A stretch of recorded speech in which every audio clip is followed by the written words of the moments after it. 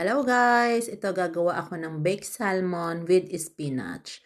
Basta yung ano na yan, salmon and kabilyaw. Minarinate ko na yan ng salt, pepper, and then nilagyan ko siya ng konting chili powder. So mga 1 hour ko rin yan or mga 45 minutes kong minarinate para at least magkalasa na rin yung fish.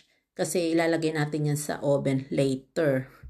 Kaya kompleto na yan. At least ano na siya, na-marinate ko na. And then, meron ako dyan na parang na spinach, lax and spinach, isasama ko yan sa all-purpose cream.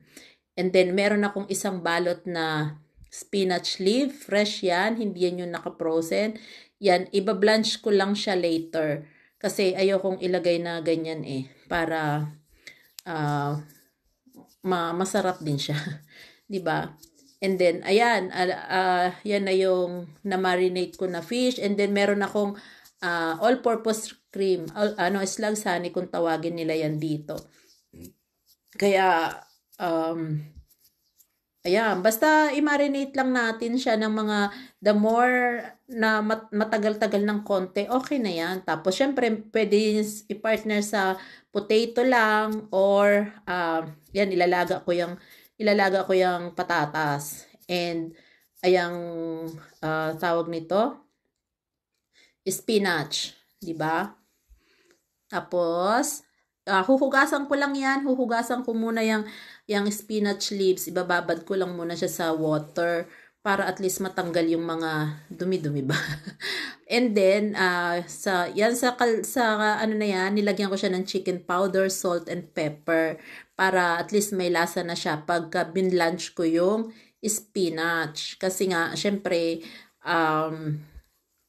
ang tawag nito, masarap-sarap na siya, kumbaga yung dahon na blanch mo na So, ayan, kumukulo na siya.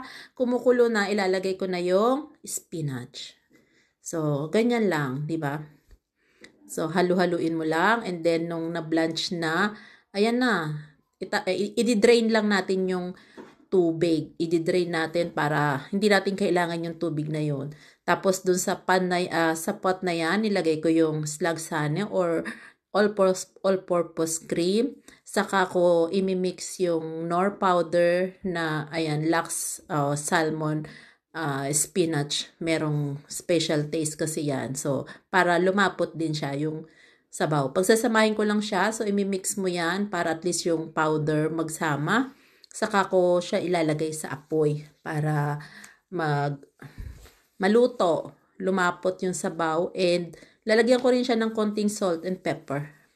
Tapos paprika powder and cayenne pepper. Nilagyan ko na yan At least ayan, may nilagyan ko ng pepper tsaka yan, chicken powder. Hindi ko na napakita, naglagay ako ng cayenne pepper. So ayan na, nandiyan na yung bake form. May nilagyan ko na yan ng butter. And then, yung binlanch natin na spinach kanina. And then, ayan yung minarinate ko na fish. At saka kabilyaw yung isa kasi konti lang. At saka yan yung white sauce na niluto ko. So, i-arrange lang natin dyan sa bake form na yan. Yung ilalim is yung spinach. Basta ilalagay mo siya lahat yung na-blanch nating spinach sa unang layer. Lahat yan, ganyan. So, yan lang magiging arrangement niyan. And then, saka ko ipapatong yung isda, yung fish na minarinate ko. Tapos, may spring onion ako dyan nilagay. Tapos, pag nung okay na, saka ko siya ihalo yung